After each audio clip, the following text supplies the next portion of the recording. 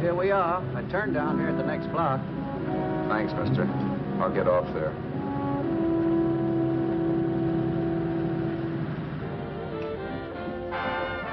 Want anything else? No. Hey, you. Me? Yeah, you. Where you heading? East. Too bad. I thought if you was heading north, I might be able to help you out. I'm pushing the Salt Lake, and I don't like to ride alone at night. I'm one of those guys that got to talk or I fall asleep. Oh. Sure, now my partner, he's got Lou to keep him company, but I ain't got nobody at all. Where you coming from? West. Yeah, sure, I know, but where, L.A.? Maybe. Got a cousin out in L.A. You don't say. Yeah, he's been out. You're not much of a talker, are you? My mother taught me never to speak to strangers. Oh, a wise guy. So what? Okay, don't get sore. Just trying to be sociable, that's all. Hey, Glamorous. You change for a dime, will you?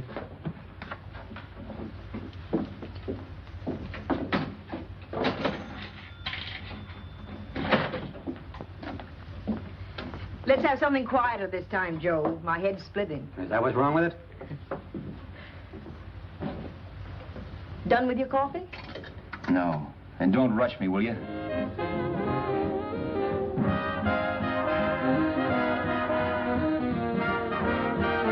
Hey, turn that off. Will you turn that thing off? What's eating you now? Yeah, what's eating you? That music, it stinks. Oh, you don't like it, huh? No, turn it off. Oh, wait a minute, pal. That was my nickel, see?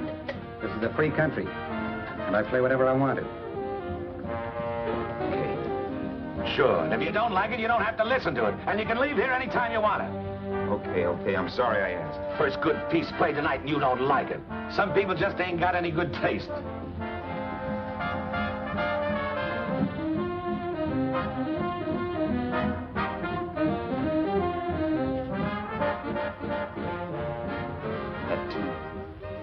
That tune.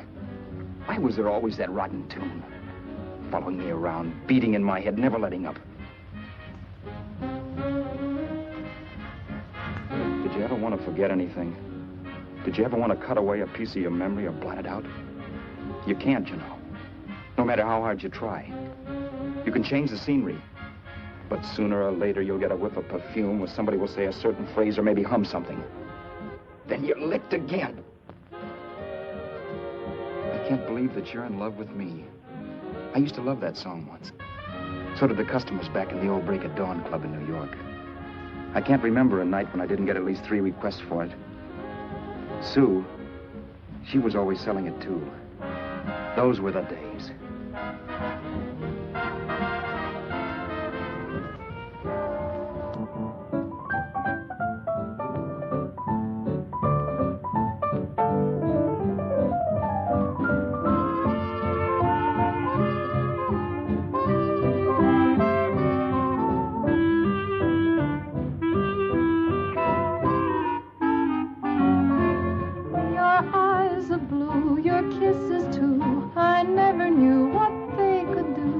I can't believe that you're in love with me.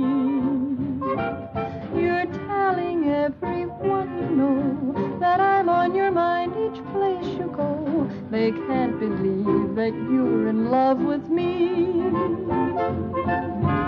I have always placed you far above me. I just can't imagine that you love me. And after all is said and done, to think that I'm the lucky one, I can't believe that you're in love with me.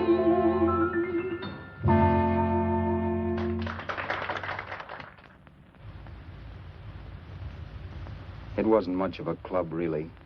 You know the kind. A joint where you could have a sandwich and a few drinks and run interference for your girl on the dance floor. I pounded the piano in there every night from 8 until the place closed up, which usually meant 4 in the morning. A good job as jobs went in those days.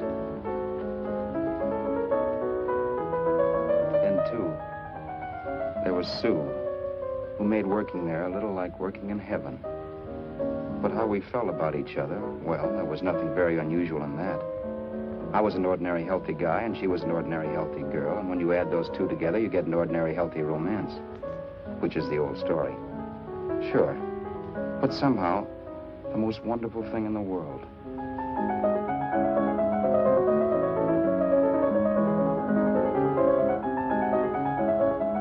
All in all, I was a pretty lucky guy.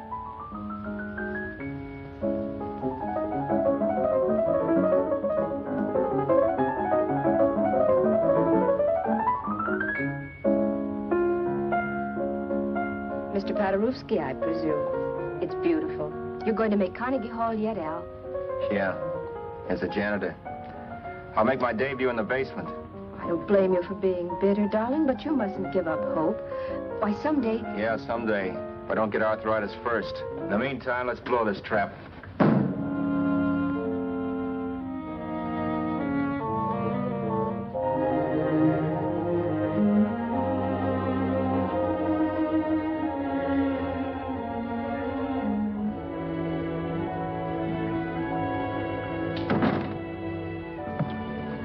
Like to get something to eat, hon? Oh, I don't think so, Al.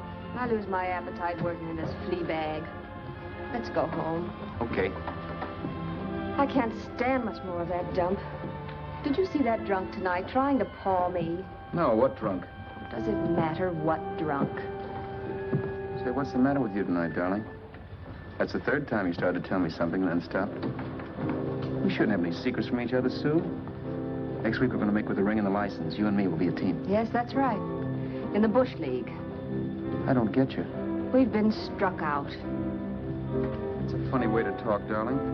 Don't you want to marry me? Al, look, I love you. You know I do, and I want to marry you. But? But not now. Only after we've made good. Sunday, I'm going away.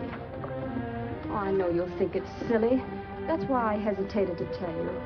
But I'm going to California. I want to try my luck in Hollywood. That's the most stupid thing I ever heard of. Don't you know millions of people go out there every year and wind up polishing cuspidors?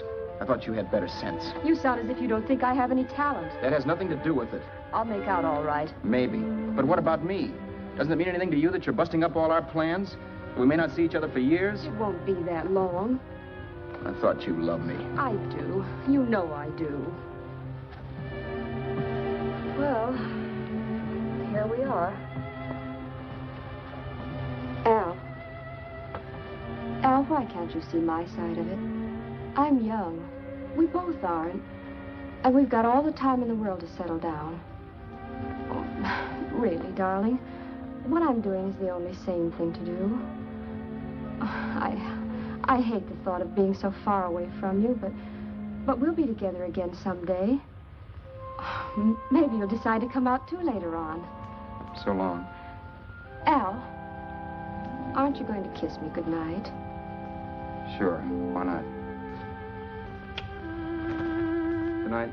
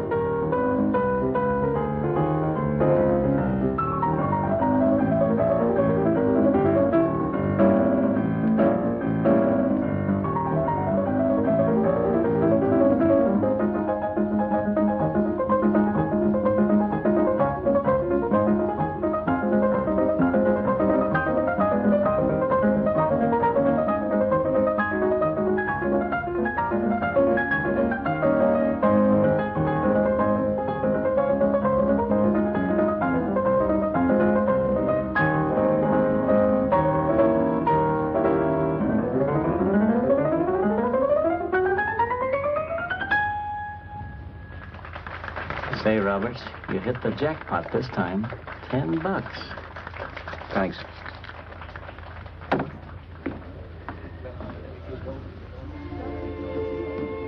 So when this drunk handed me a 10 spot after a request, I couldn't get very excited. What was it, I asked myself? A piece of paper crawling with germs. Couldn't buy anything I wanted. It couldn't. Then I thought of something.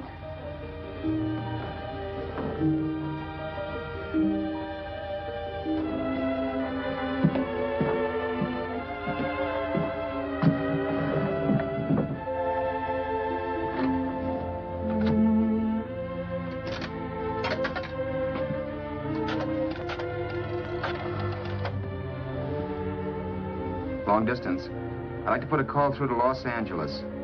Miss Harvey. Sue Harvey, Harvey. The number is Crestview 65723.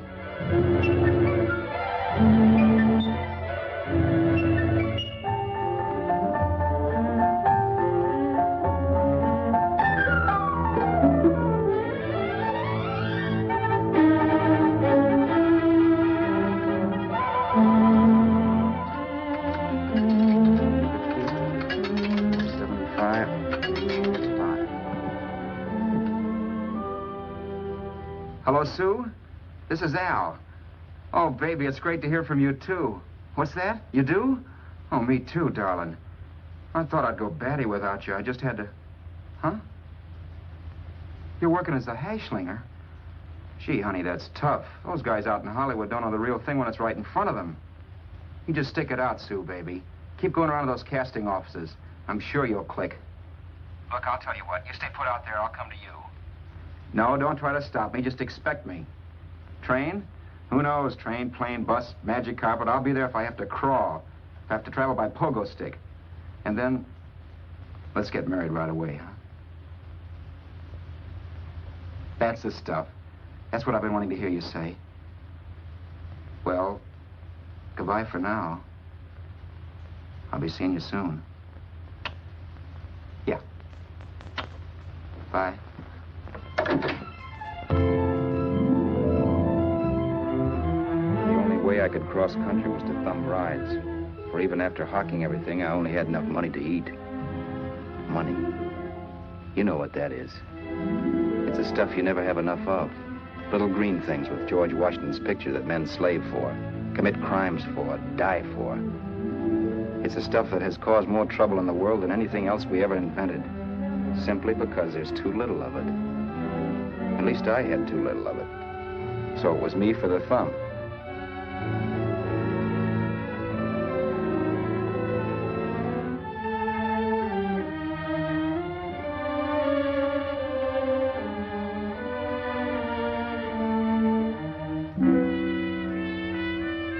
Ever done any hitchhiking?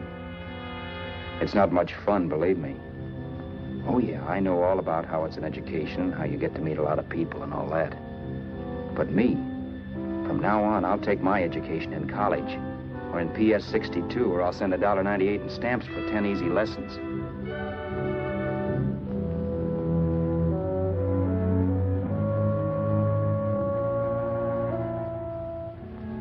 Thumbing rides may save you bus fare, but it's dangerous. You never know what's in store for you. You hear the squeal of brakes. If only I had known what I was getting into that day in Arizona. Here, throw that in the back seat. Okay, let's go. Make sure that door's closed.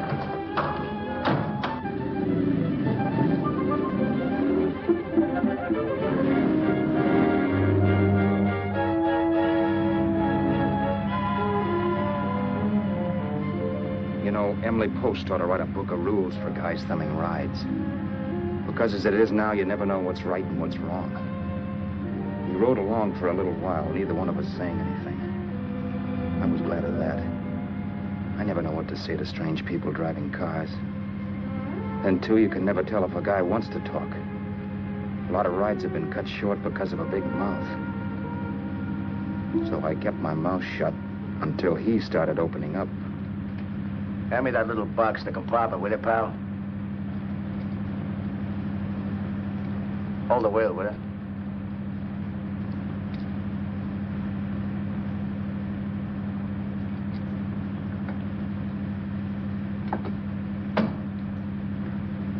How far are you going? L.A. Wow, you're really traveling, aren't you? Yeah, but I don't expect to make it for a couple of years at the rate I've been promoting rides. Not much luck, huh? Sure, all bad. Not many people stop for a guy these days. Afraid of a stick-up, maybe. They can't blame him. Where you coming from? New York? Well, New York. You're in luck this time. I'm going all the way. Right through to Los Angeles. You drive a car? Sure. Whenever you're tired, let me know. I'll holler. I guess at least an hour passed before I noticed those deep scratches in his right hand. They were wicked. 3 puffy red lines about a quarter of an inch apart. He must have seen me looking at them because he said, Beauties, aren't they? They're gonna be scars someday. What an animal. Whatever it was, it must have been pretty big and vicious to have done that. Right on both counts, New York. I was tussling with the most dangerous animal in the world. A woman. She must have been Tarzan's mate. Looks like you lost the bout. Certainly wasn't a draw. You know, there ought to be a law against dames with claws. Yeah. I tossed her out of the car in her ear. Was I wrong? Give a lift to a tomato, you expect her to be nice, don't you? Yeah. After all, what kind of dame son rides? Sunday school teachers? Yeah. A little witch. She must have thought she was riding with some fall guy. And me, who's been booking horses around racetracks since I was 20. I've known a million dames like her. 2 million. Yeah. Stopped the car, opened the door. Take it on the Arthur Duffy sister, I told her. That's the stuff. As I was done, huh? But if you want to see a real scar, brother, get a load of this. Wow. I got that one dueling. Dueling? Yeah, we're just kidding, of course. My dad owned a couple of Franco-Prussian sabers. Kept them on the wall for decorations. Well, one day, the kid and I took them down when the old man wasn't around. Had a duel. He got me in the arm here. Pretty mean cut. Infection set in later. Yeah, I can see that. Now, give me that box again, will you? Yeah.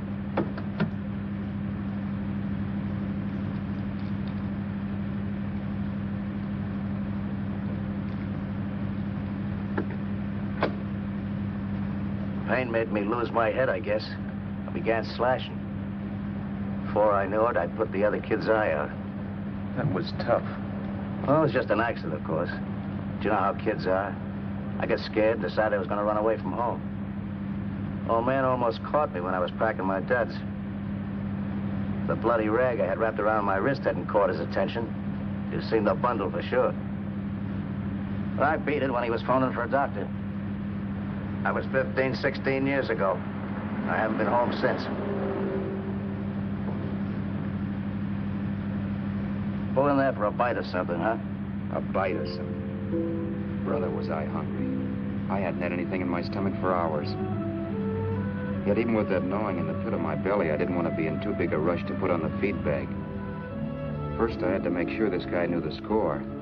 If I got him down on me, goodbye ticket to Hollywood. I'll wait out here for you, mister. If it's the money, don't worry about paying for it. This time it's on me. Well, that's what... Haskell, think nothing of it. You make your first million, maybe you can do the same for me. Come on, New York. I gotta make the West Coast by Wednesday. There's a horse running at Santa Anita named Bicycle. Means to order me if I'm on him. We'll make it all right. He did most of the talking during the half hour we were in the place. I ate. He rambled on about his old man, whom we hadn't heard from since he ran away as a kid. Now he happened to become a bookie. And then all about how he got rooked in Miami. One race, 38 grand. They cleaned out my book. How do you like that? That was tough luck. Yeah, and I'm supposed to be the smart guy. Well, you just wait. I'm going back to Florida next season with all kinds of jack. And you watch those stinkers run for cover. Want anything else? No, thanks. I've had plenty.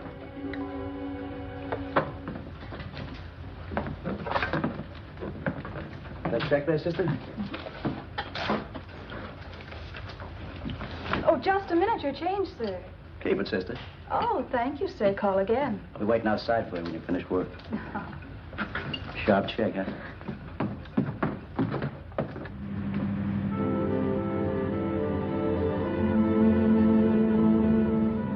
up all that night while Haskell slept like a log. After a while, I began to get sleepy myself. I was happy, though. Soon I'd be with Sue again. The long trip was practically over, and there'd be no more hoofing it down the concrete. I began to think of the future, which couldn't have been brighter if I'd embroidered it with neon lights. It was nice to think of Sue shooting to the top. It's amazing what a full belly can do to your imagination. Your eyes are blue, your kisses too. I never knew what they could do. I can't believe that you're in love with me. You're telling everyone you know I'm on your mind each place you go. I can't believe that you're in love with me.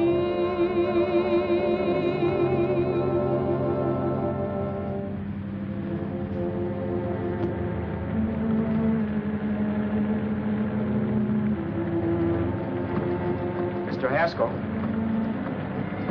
Mr. Haskell? Mr. Haskell, wake up. It's raining. Don't you think we ought to stop and put up the top?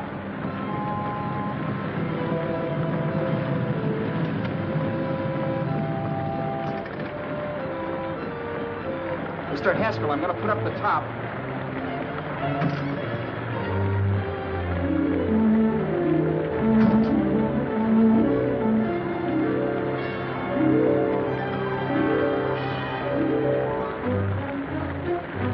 Until then, I'd done things my way. But from then on, something else stepped in and shunted me off to a different destination than the one I had picked for myself.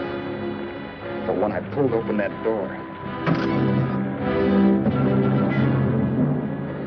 Mr. Haskell, what's the matter? Are you hurt? Are you hurt, Mr. Haskell? Start your sermon. I'll listen to it. But I know what you're going to hand me even before you open your mouths. You're going to tell me you don't believe my story of how Haskell died and give me that don't make me laugh expression on your smug faces. I saw at once he was dead, and I was in for it. Who would believe he fell out of the car? Why, if Haskell came too, which of course he couldn't, even he would swear I conked him over the head for his dough. Yes, I was in for it. Instinct told me to run, but then I realized it was hopeless. There were lots of people back down the road who could identify me. That gas station guy and the waitress. I would be in a worse spot then, trying to explain why I beat it. The next possibility was to sit tight and tell the truth when the cops came. But that would be crazy. They'd laugh at the truth. And I'd have my head in the noose. So what else was there to do but hide the body and get away in the car? I couldn't leave the car there with him in the gully. That would be like erecting a tombstone.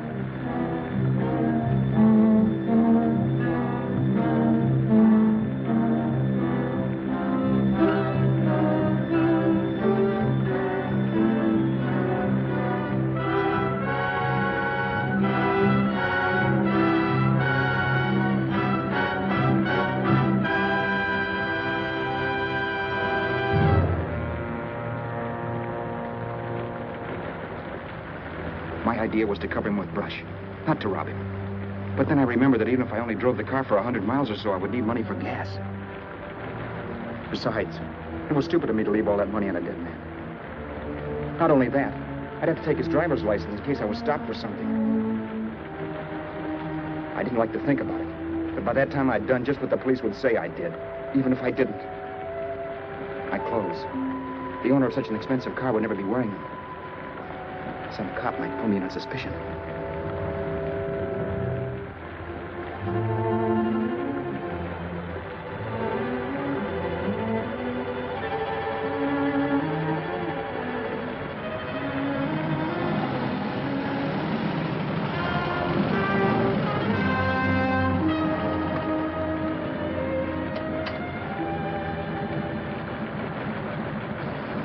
Hey, you, this your car? Don't you know better than to leave a car with the wheels halfway in the middle of the road? That's the way accidents happen. I'm sorry, officer. I was just putting up my top. I didn't think. Well, the next time, think. I'll let you go now, but watch your step in the future. I know that's a lonely stretch, but cars come by here once in a while, and we have plenty of crack-ups. Thanks, officer.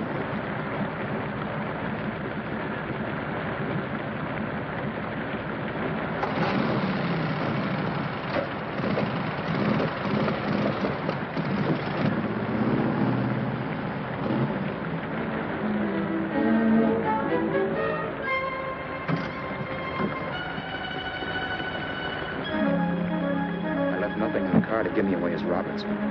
If they found a dead man in the gully now, it would be me.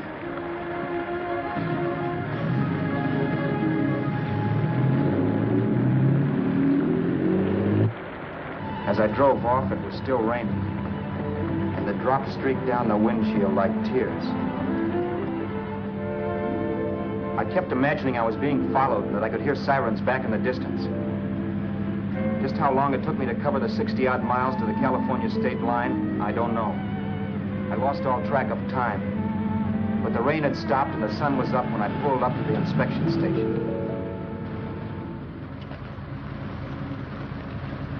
Hello? Carrying any fruits or vegetables? No. Any livestock or poultry? No. I'd like to see your registration and driver's license, please. Anything in the baggage compartment? Just baggage. Charles Haskell Jr., age 30, brown eyes, dark hair. Identifying marks, none. Are you Charles Haskell Jr.? Yes. Well, remember, if you're employed and you stay over 30 days, you take out California plates. All right, officer, but I'll only be in the state a short while. Right, you can go now.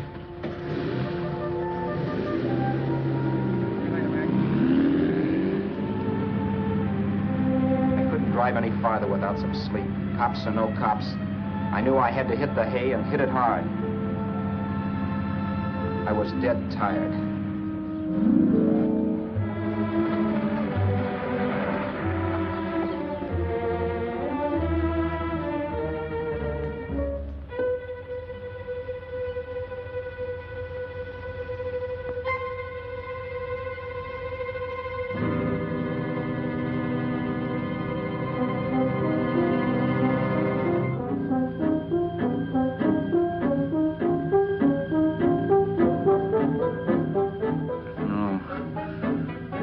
Mr. Haskell. No.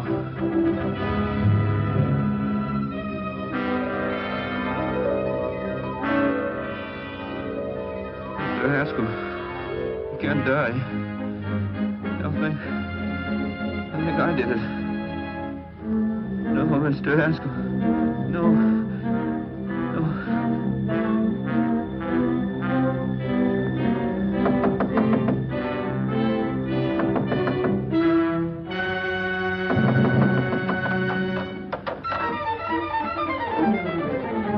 Who's there? It's the maid. Can I come in and clean? Later. In a half hour. All right, sir.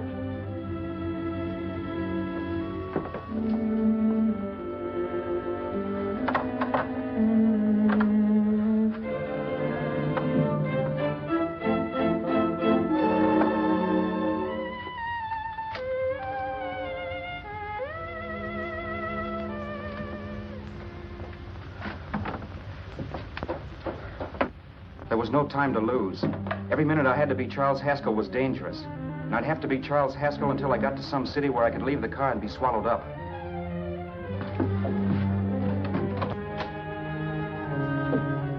That meant driving the car as far as San Bernardino, maybe even to Los Angeles. In a little town, I might be noticed, but in a city, I should be safe enough. Then, after I ditched the car, I could go on to Sue. But those 5 minutes at the state line made me realize it might be a good idea to find out a little bit about Mr. Haskell. Then if anybody asked me questions, I could give the right answers. The first thing I found out was that I had $768. This was a lot of jack, but believe me, it was the kind of money I'd rather not have.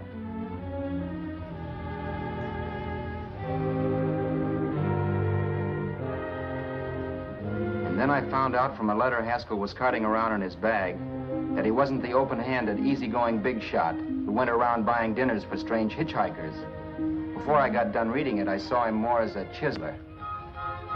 It was written to his old man in California, the one he hadn't seen in so many years.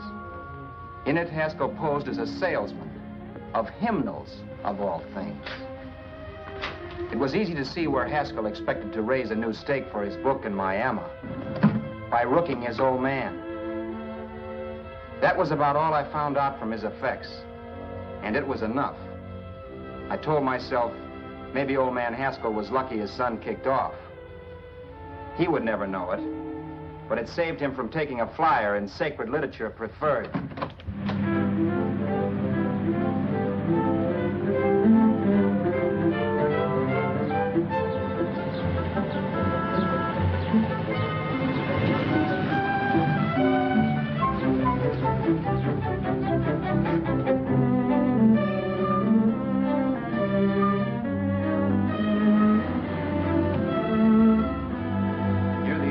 Desert Center, I pulled up for water. There was a woman. Hey, you! Come on if you want to ride.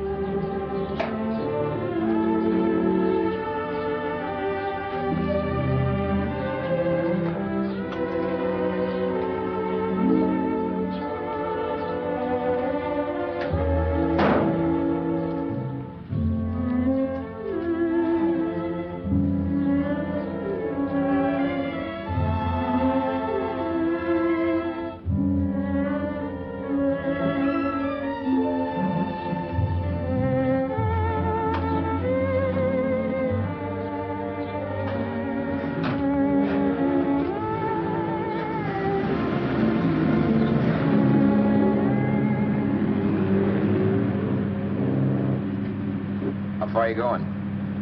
How far are you going? That took me by surprise, and I turned my head to look her over. She was facing straight ahead, so I couldn't see her eyes.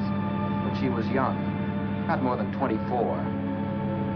Man, she looked as if she'd just been thrown off the crummiest freight train in the world. Yet, in spite of this, I got the impression of beauty. Not the beauty of a movie actress, mind you, or the beauty you dream about when you're with your wife, but a natural beauty. A beauty that's almost homely because it's so real. Then suddenly she turned to face me. How far did you say you were going? Los Angeles. L.A.? L.A.'s good enough for me, mister. That's what I was afraid of. What'd you say? Oh, nothing, just thinking out loud. People get in trouble for doing that. What's your name? You can call me Vera if you like. You live in Los Angeles? No. Where are you coming from? Oh, back there. Needles? No. Oh, sure, Phoenix. You look just like a Phoenix girl. Are the girls in Phoenix that bad? The girl must have been pretty tired because she fell asleep not 20 minutes after she stepped into the car. She lay sprawled out with her head resting against the far door, like Haskell. I didn't like that part of it much, but I didn't wake her up. It wasn't that this girl still worried me. I'd gotten over that funny feeling I had when she looked at me, which I put down as just my jangled nerves. With her eyes closed and the tenseness gone out of her, she seemed harmless enough. And instead of disliking her, I began to feel sorry for her. The poor kid probably had had a rough time of it. Who was she, anyway? And why was she going to Los Angeles? And where'd she come from in the first place? The only thing I knew about her was her name. Not that it made any difference. A few hours more and we'd be in Hollywood. I'd forget where I parked the car and look up Sue. This nightmare of being a dead man would be over. Who this dame was, well, it was no business of mine. Where did you leave his body? Where did you leave the owner of this car? You're not fooling anyone. This buggy belongs to a guy named Haskell. That's not you, mister. You're out of your mind. That's my name, Charles Haskell. I can prove it. It's my driver's Save license. yourself the trouble, mister. Having Haskell's wallet only makes it worse. It just so happens I rode with Charlie Haskell, all the way from Louisiana. He picked me up outside of Shreveport. You rode? You heard me. Then it all came back to me. All the talk about dueling and scars and scratches. There was no doubt about it. Vera must be the woman Haskell had mentioned. She must have passed me while I slept. Well, I'm waiting. My goose was cooked. She had me. That Haskell guy wasn't dead yet. He wasn't stretched out stiff and cold in any Arizona gully. He was sitting right there in the car, laughing like mad while he haunted me. Well? There was nothing I could say. It was her move. Vera, whatever her name was just my luck picking her up on the road. It couldn't have been Helen, or Mary, or Evelyn, or Ruth. It had to be the very last person I should ever have met. That's life. Whichever way you turn, fate sticks out a foot to trip you.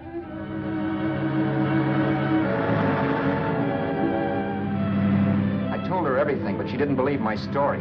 I should have saved my breath. That's the greatest cock and bull story I ever heard. So he fell out of his car. Say, who do you think you're talking to, a hick? Listen, mister, I've been around, and I know a wrong guy when I see one. What'd you do, kiss him with a wrench? Now, wait a minute. What I told you was true. You see, that's why I had to do it. You think I killed him. Well, the cops would have thought so, too. Yeah, well, maybe they still think so. What makes you so sure I'll shut up about this? Vera, I'm innocent. Give me a break, will you? It won't do me any good having you pinched. The cops are no friends of mine. Now, if there was a reward, but there isn't. Thanks. Don't thank me yet. I'm not through with you by a long shot. Let's see that roll.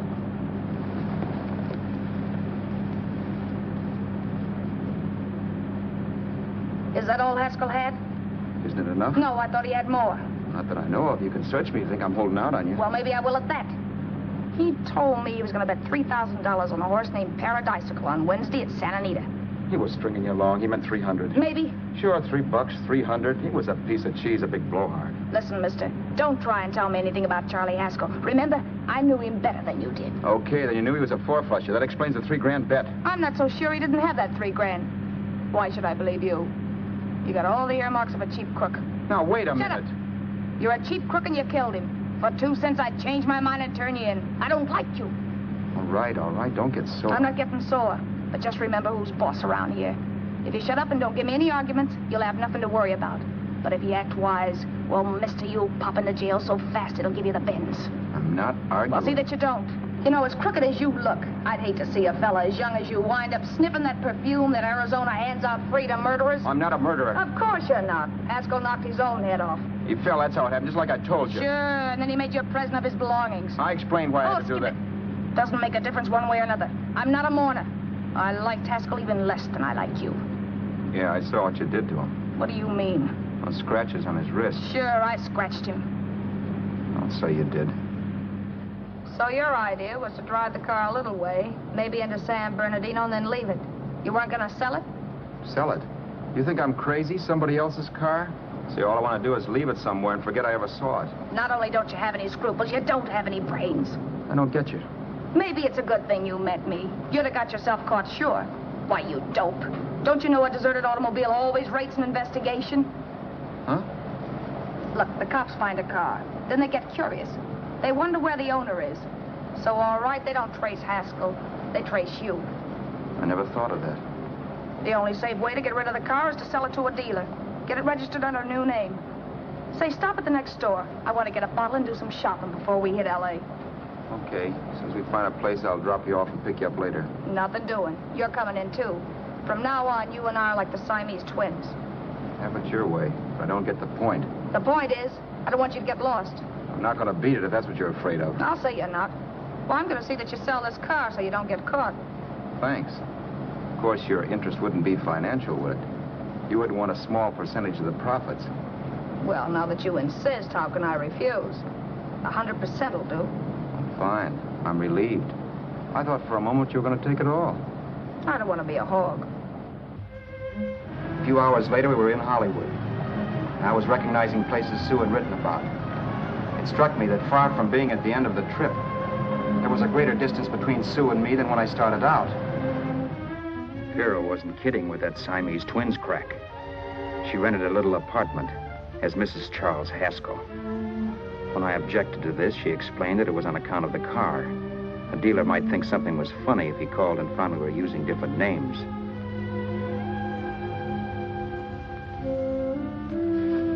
Home, sweet home.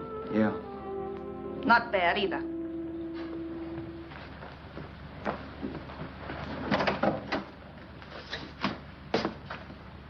In case there's any doubt in your mind, I'll take the bedroom. Yeah. Sure is stuffy in here.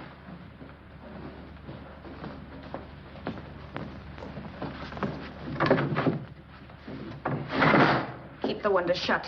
Okay. The old crow downstairs said there's a folding bed behind this door.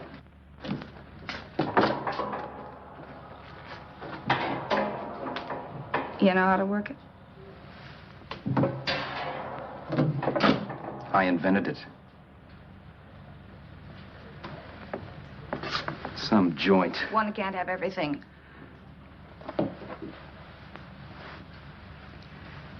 I'm first in the bathtub. I don't know why, but I figured you would be.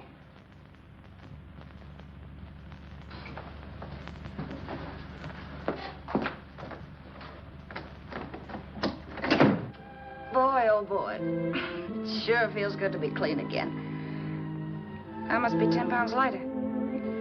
You must be. Well, hitching rides isn't exactly the way you keep your schoolgirl complexion. I wish that guy with the sax would give up. Gets on my nerves. Forget it. Have a drink. Aren't you afraid I might take you up on it? If I didn't want to give you a drink, I wouldn't have offered it. Why be sorry, Roberts? You got yourself into this thing. You should be grateful I'm not turning you in. Why, if I wasn't regular, you'd be in the pen this minute, being photographed, fingerprinted, and being pushed around by the cops. So cheer up. Get rid of that long puss. Or is your conscience bothering you?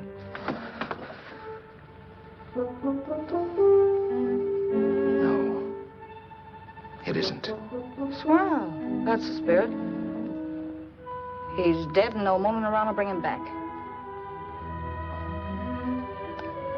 Anyway, I never could understand this worrying about something that's over and done with. Now look, Vera, for the last time I didn't kill him. Haskell was a sick man. Maybe he was dead before he fell out of the car. I don't know. Sure. He died of old age. All right. So if it'll make you sociable, you didn't kill him.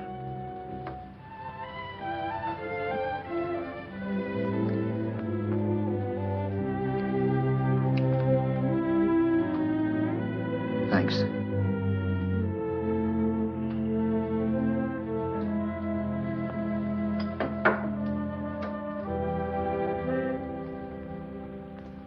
We're out of liquor, Roberts. Yeah. Too bad. I felt like getting tight tonight. Well, I think you succeeded. Am I tight? As a prima donna's corset. That's good. I wanted to get tight. Why? What have you got to get tight about? Oh, I don't know. Few things. Huh. You should have my worries. If I had your troubles, I'd stay sober. And I've got the key to that door. Yeah. Maybe you're right. I'm always right. You know, I don't like your attitude, Roberts. Well, there's a lot of things I don't like. Sure. But life's like a ball game. You gotta take a swing at whatever comes along before you wake up and find it's a ninth inning. You read that somewhere. That's the truth, Roberts. All you do is bellyache. Taking it easy and, well, trying to make the best of things. But maybe that's what's wrong with the whole world. Get the professor. People knock themselves out trying to buck fate. Now, take you, for instance. You're lucky to be alive. Why, suppose Haskell had put open your door. You'd be playing a harp now. Think of that. You think of it. I'm tired of thinking. There's plenty of people dying this minute. I would give anything to trade places with you. I know what I'm talking about. I'm not so sure. At least they know they're done for. They don't have to sweat blood wondering if they are. Your philosophy stinks, pal. We all know we're going to kick off someday. It's only a question of when. But what got us on this subject anyway? We'll be discussing politics next. Yeah. Where'd you hide the butts? On the table, sucker.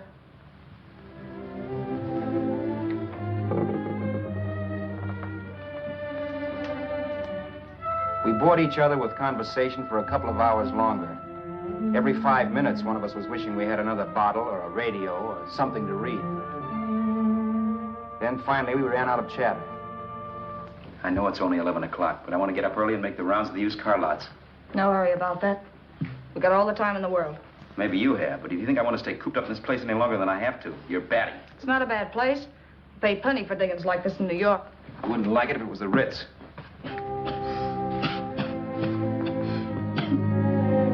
rotten liquor. You got a mean cough. Ought to do something about it. I'll be all right. That's what Camille said. Who? Nobody you know. Wasn't that the dame that died of consumption? Yeah. Wouldn't it be a break for you if I did kick off? You'd be free with all Haskell's dough and car. I don't want to see anybody die. Not even me. Especially not you. One person died of me. If you did, well, that's all I need. You don't like me, do you, Roberts? Like you. I love you. My favorite sport is being kept prisoner. After we sell the car, you can go to blazes for all I care. But not until then.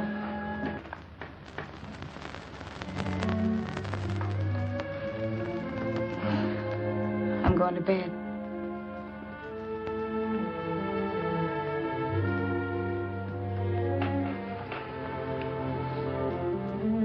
Good night, Roberts. Don't try and sneak away during the night. All the doors are locked. Anyway, if I find you gone in the morning, I'll notify the police. They'll pick you up. Don't worry, I know when I'm in a spot.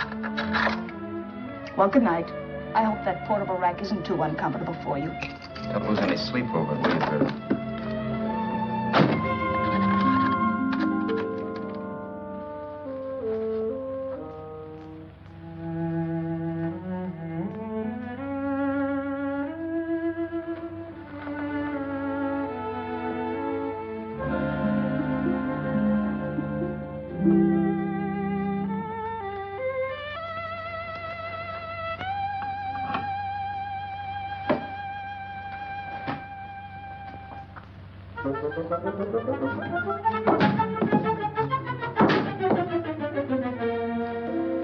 Crestview.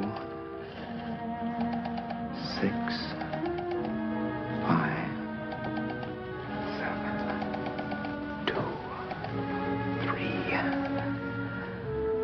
Hello? Hello? Hello? Hello?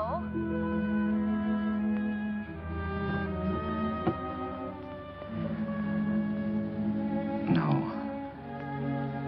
Not yet, darling. Tomorrow. Maybe.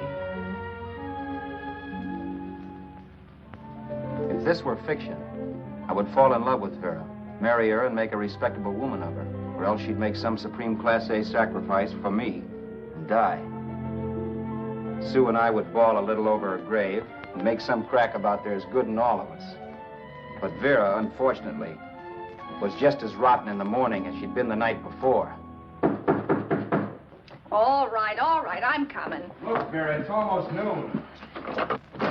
So what? The dealers will be there all day? They'll be there all year, too, but it doesn't wait that long. Shut up. You make us like a husband. Well, do I rate a whistle? You sure do, but let's go. Let's go, let's go. I spent $85 and 2 hours preparing bait, and all you can say is let's go. Come on.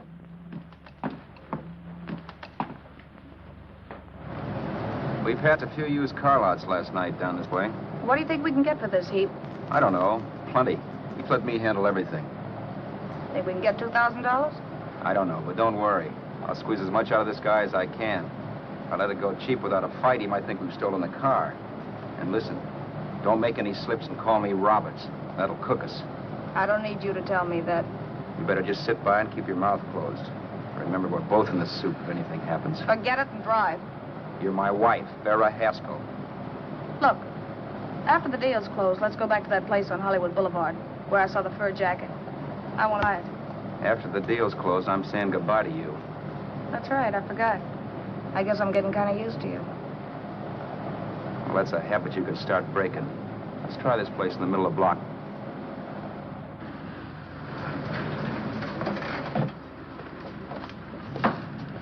Good afternoon. What can I do for you? We're interested in selling a car. If the price is right. Well, if it's in good mechanical condition, it should blue book for about $1,600. Tony, take a look at this motor. $1,600. Are you kidding?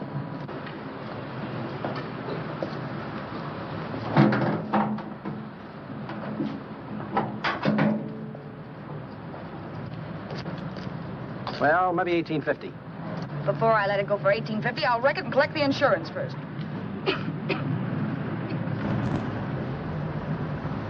Lady, this motor's seen a lot of driving.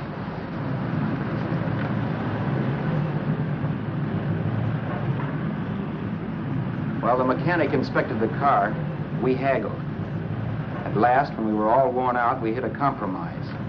His price. Okay, it's a deal. All right, come in. We'll sign the papers. I have the ownership papers right here with me. Look, Vera, in the meantime, will you clean the dash compartment? There may be some stuff in it. All right, darling. 1,850 bucks. That dirty crook.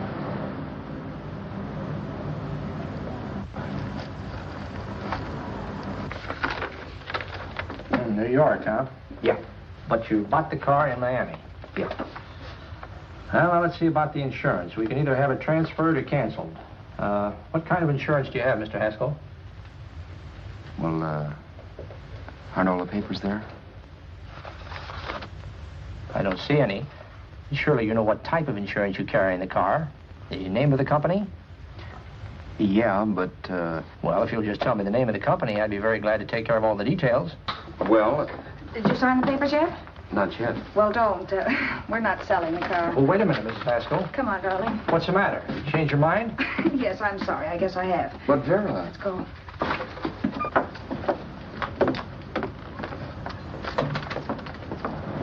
You got me out of a tight spot, Vera. But I still don't understand all this. You will in a minute. I almost threw away a gold mine. 1850 isn't to be sneezed at. The car doesn't book for as much as I thought. We're not selling the car. You want to keep it. Now, wait a minute, Vera. You said yourself I wouldn't be safe until the car was in someone else's name. I'd like to be free of this mess when I go. That's just it, Roberts. You're not going. There's a drive-in at the next corner. Pull in there and we'll get a bite to eat. And I'll explain. What is this, another one of your brilliant ideas?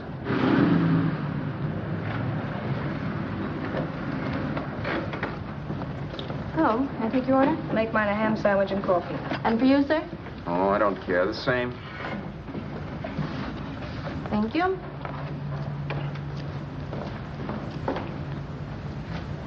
Get this, Vera. I've been pretty patient so far. I've done everything you asked me to do, but no more. Shut up. You've taken Haskell's money. You can have the dough we get from selling the car, but you're not going to keep me a prisoner. It's a good thing I bought the paper. Take a look at that. Vera, I'm in no mood. Read that.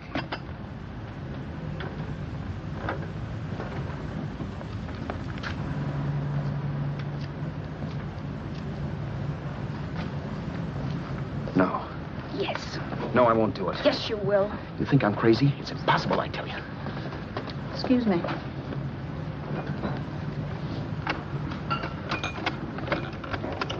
Blow the horn when you're through. No one could possibly get away with an act like that. It'd be wise to me in a minute. Don't be yellow. You look enough like him. The same coloring and the same build. See how his clothes fit you? No kidding, you almost had me fooled for a while. Oh, grow up, Vera. Don't you think a father knows his own son? And there must be other relatives. The father won't have to know you. We'll wait till he gives up the ghost. He's an old geezer and he won't pull through. And as far as other relatives are concerned, they haven't seen you in 15 or 20 years. Eat. I'm not hungry. And I won't do it. It's not as tough as it sounds. Remember, you've got all kinds of identification. His car, letters, license. I could never get away with it. It's the stupidest thing I've ever heard. The old boy has scads of dough. Look in the paper there. Personal fortune assessed at over $15 million. He'll leave plenty, I tell you. Maybe he cut off his son. How do we know? It's out, Vera. I won't have anything to do with it. I think you will. Look, Vera, I'll do anything within reason. But not that. So forget it. Find yourself another stooge. You sap. You'll be fixed for the rest of your life as Charlie Haskell. You can take your inheritance and go away. No more worrying about the rent, no sweating, scheming, wondering where your next meal's coming from. Think about that, Roberts. Vera, please, you're talking too loud. On this, I'm splitting 50-50 with you. Sure, why not? We're both alike, both born in the same gutter. Now, take it easy, Vera. There's people around here. You don't know what you're talking about.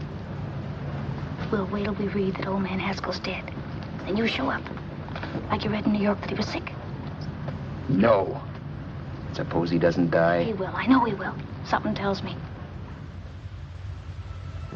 But as much as I insisted I would have no part of her scheme, Vera was taking it for granted I would. Neither of us had our mind on the cards as we played that night. I knew we were just trying to kill time between newspaper editions. This was a death watch for Vera. Maybe it was for me, too.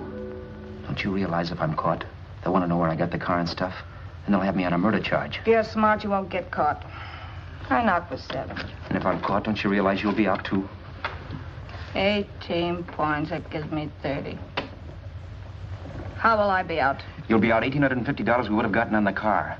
Really, Vera, you'd be an awful chump if you threw away all that dough on a dizzy long shot. Let me sell the bus tomorrow. With the money it'll bring and what you've already got, a clever kid like you can run it up in no time. Then we'd both be in the clear. I'll be in the clear anyway. Maybe. Maybe. But if I got caught, I'd get good and sore at you, you know. You mean you'd squeal? Well, no, not squeal exactly. Never mind what you meant.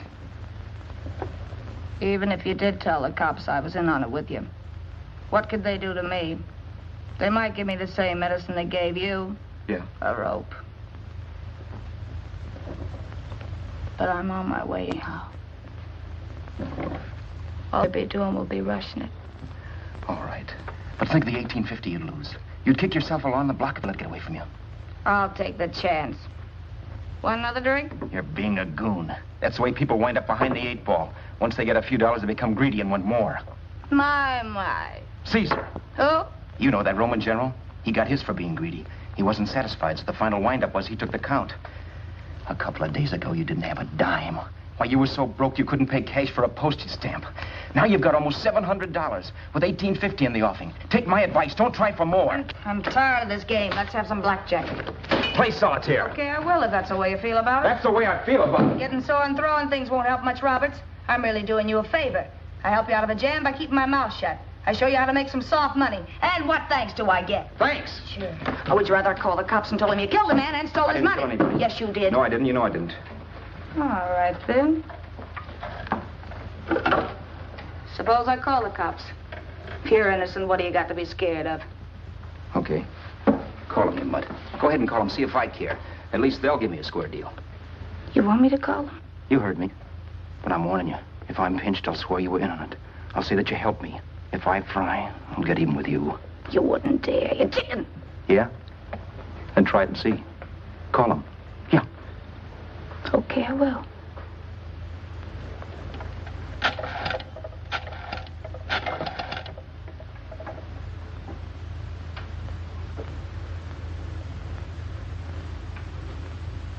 Information? I want the number of the Hollywood police station. Okay, I got it. Thanks. Wait a minute, Vera. You wouldn't do that. Well, wouldn't do that, and I'll show you if I would. Take it easy now. Let's talk this over. This was early in the evening, and the conversation, while hectic, was at least pitched low. But as the minutes passed, and more obstacles to her plan popped into my head, the air got blue. Each word coming from our lips cracked like a whip. I reminded her that as Charles Haskell, I didn't even know my mother's name, where I'd gone to school, the name of my best friend, whether I had an Aunt Emma or not, my religion, and if I'd ever owned a dog. I didn't even know what my middle initial stood for. I also pointed out that the real Haskell had a scar on his forearm. His people never saw that scar. He told me he ran away right after putting out the kid's eye. Yeah, but his father knew he was cut. It had to be some kind of a mark. So what? The old man's dead, or will be. I hope by tomorrow morning's papers. Anyway, you could cut yourself a little, couldn't you? Boy, for that kind of dough, I'd let you cut my leg off. You're drunk and you're crazy mad, Vera. Turn me in if you want to, but I won't get mixed up in this. Besides, how do we know Haskell was such a phony? Maybe it wasn't the man's son at all. Maybe he just dreamed it up. Well, dreaming or not, you won't be dreaming when the law taps you on the shoulder. There's a cute little gas chamber waiting for you, Roberts. And I hear extradition to Arizona's a cinch. Where's that phone? Vera! Leave me alone! Vera! Here, I want a phone call, police. I hate you, yellow stinker. You leave me alone. I'll let you alone when you promise to leave the phone where it is. You're drunk. You don't know what you're doing. You're hurting me. Will you promise? All right.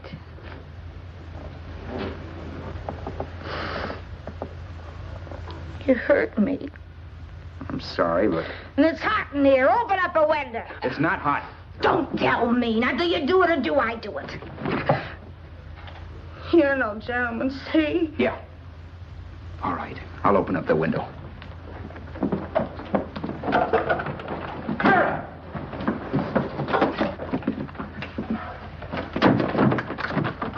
the door. Please open the door. Vera, open the door. Don't use the phone. Listen to me.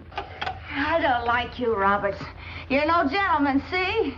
You hurt my hand, and I'm going to get even with you. If you don't open the door, I'm going to kick it down, Vera. Vera, don't call the cops. Listen to me. I'll do anything you say. Vera, let me in. I'll break the phone.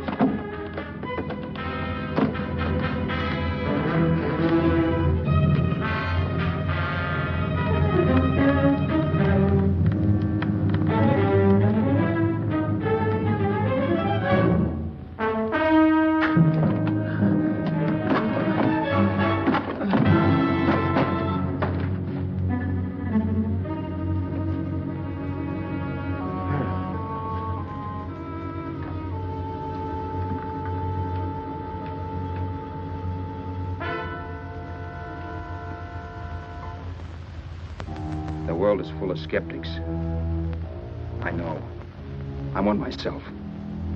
In the Haskell business, how many of you would believe he fell out of the car? And now, after killing Vera without really meaning to do it, how many of you would believe it wasn't premeditated? In a jury room, every last man of you would go down shouting that she had me over a barrel and my only out was force. The room was still. So quiet that for a while I wondered if I had suddenly gone deaf. It was pure fear, of course. And I was hysterical, but without making a sound. Vera was dead, and I was her murderer. Murderer? What an awful word that is. But I'd become one. I'd better not get caught. What evidence there was around the place had to be destroyed. And from the looks of things, there was plenty. Looking around the room at things we'd bought was like looking into the faces of 100 people who had seen us together and who remembered me. This was the kind of testimony I couldn't rub out. No. I could burn clothes and hide bottles for the next 5 years. There'd always be witnesses. The landlady, for one. She could identify me. The car dealer, the waitress in the drive-in, the girl in the dress shop, and that guy in the liquor store. They could all identify me. I was cooked. Done for. I had to get out of there. While once I'd remained beside a dead body, planning carefully how to avoid being accused of killing him, this time I couldn't. This time I was guilty. I knew it. Felt it. I was like a guy suffering from shock. Things were whirling around in my head. I couldn't make myself think right. All I could think of was the guy with the saxophone and what he was playing. It wasn't a love song anymore. It was a dirge.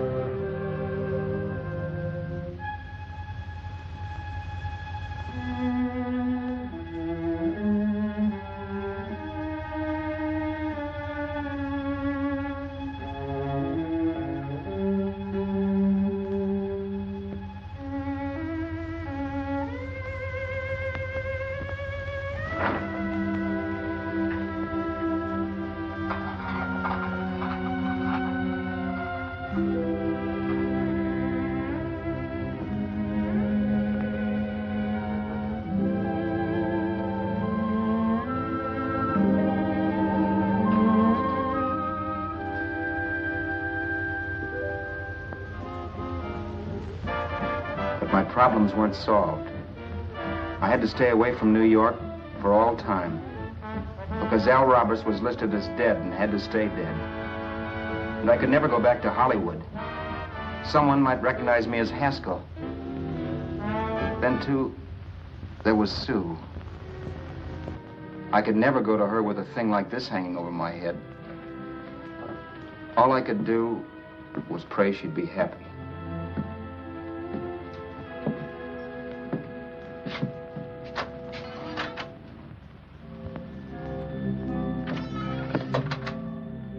I was in Bakersfield before I read that Vera's body was discovered, and that the police were looking for Haskell in connection with his wife's murder. Isn't that a laugh? Haskell got me into this mess, and Haskell was getting me out of it. The police were searching for a dead man. I keep trying to forget what happened, and wonder what my life might have been if that car of Haskell's hadn't stopped. But one thing I don't have to wonder about. I know. Someday a car will stop to pick me up that I never thumbed.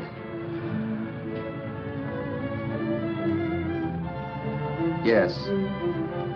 Fate, or some mysterious force, can put the finger on you or me for no good reason at all.